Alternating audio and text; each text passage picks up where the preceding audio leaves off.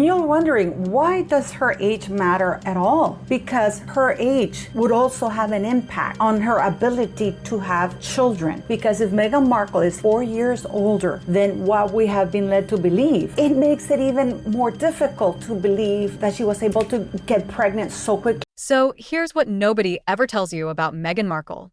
By the end of this video, you're going to know 3 things the mainstream royal coverage never lays out in one place. 1. The exact documents and dates that made people start questioning her timeline in the first place. 2. Why an age discrepancy would actually matter for a woman whose entire brand is built on "I made it on my own." How can you get your age so wrong?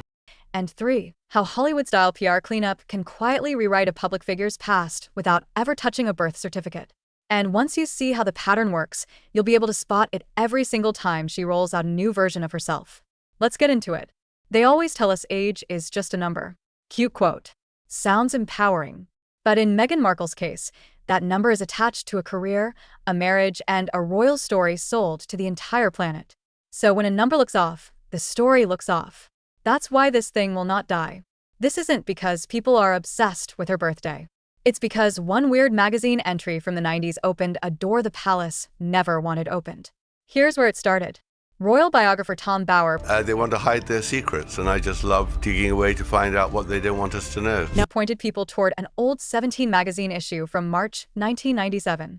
In it, there was a young Meghan from Los Angeles, introduced as 21 years old. Do the math. If that line is accurate, she wasn't born in 1981 like the official story says. That would push her birth year to around 1975 or 1976, which means she'd be closer to 50 today, not mid-40s. And that one tiny line in a teen magazine is what turned the internet into a CSI lab. This is a copy of 17 magazine that was published in March of 1997. In it, it mentions our Megzy from Los Angeles and that she was 21 years old at the time of publication. That would make her birth year at around 1976. Because if you were supposed to be 16 in 1997, why are you listed as 21? Was it a typo? Was it the magazine? Or was it someone already massaging the numbers to make a young actress look just right for casting agents? That single detail messes with her whole public arc. If she was actually older than listed, then her "I was just getting started in Hollywood" era is actually "I'd been grinding for years but needed to look 26. And that matters, because Hollywood is brutal about age. Everybody in the industry knows this. Younger gets booked. Younger gets brand deals. Younger gets called fresh. So when people noticed a 21-year-old Meghan in 1997 and then a 16-year-old Meghan in later retellings, they didn't go, "Wow, what a mistake." They went, "Okay, so which version is real?" And it didn't help that her own father, Thomas Markle, has talked openly about timelines that don't line up with the official royal biographies. He said things like, she was already working, already living more independently, already older than the media was framing her. And sure, he's controversial, but he's also the one person who is actually there. When a parent's memory doesn't match the palace timeline, people pay attention. Because then it doesn't look like the press made a mistake. It looks like the story got edited. And here's the part people miss. Meghan has always been about reinvention. That part is not a conspiracy. That's actually her superpower. She's been California girl. Activist teen. People out there have been speculating on that Meghan Markle has lied about her age. Is she actually old? Struggling actress. Briefcase girl. Supporting actress. Suits star. Royal disruptor. Global podcaster. Each era, new styling, new tone, new language. That's smart branding. But reinvention works best when the past is tidy. When dates match. When ages make sense. When nobody can go, "Hold on. How are you 13 here, 12 there, 21 there, but 16 officially?" And in her case, a few of those early life numbers were not tidy. That's why people started pulling at the thread. The 17 magazine line wasn't the only thing.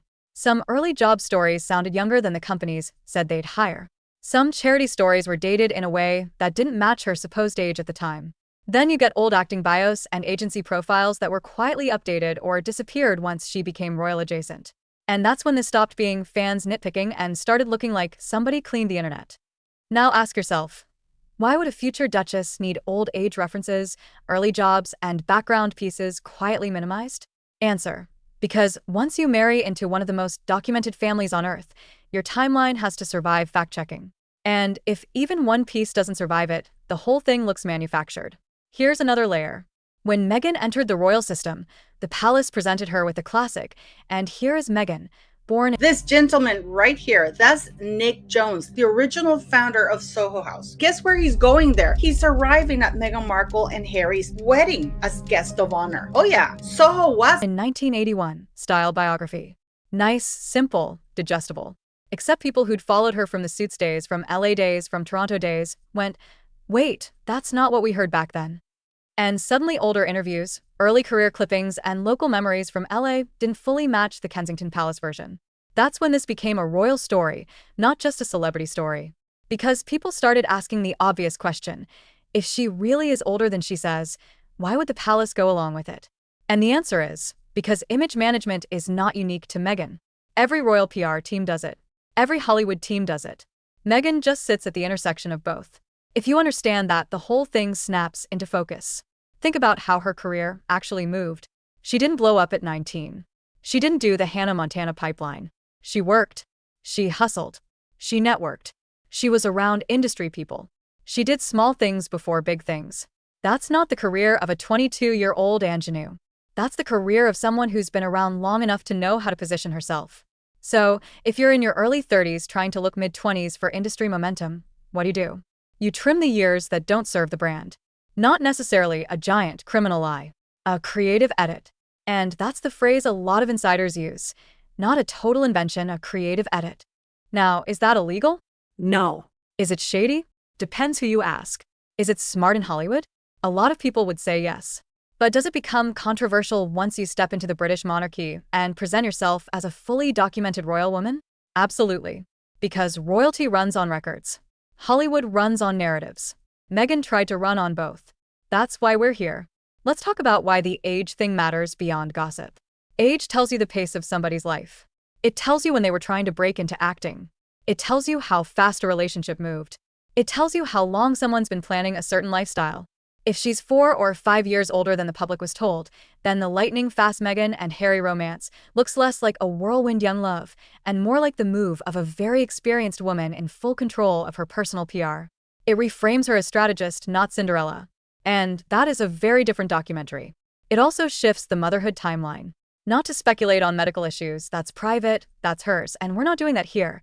But just from a storytelling angle, if the public was sold young, thriving, instantly expectant duchess, and the real math is slightly older, juggling career, reputation, and image, then fans are right to say, okay, so what was true and what was polished? That's a fair question. And then came the digital scrubbing. People noticed old bios changing. People noticed websites 4.0 for ing. People noticed early interviews disappearing.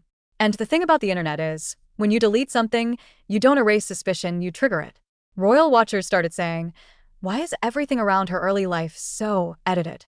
Tom Bower called her official story a polished production with missing scenes. That's a heavy line, because that's exactly what this looks like. Not a woman with no story, but a woman with an overproduced one. And again, that's very Hollywood. Hollywood is built on the idea that you can reboot yourself at any time.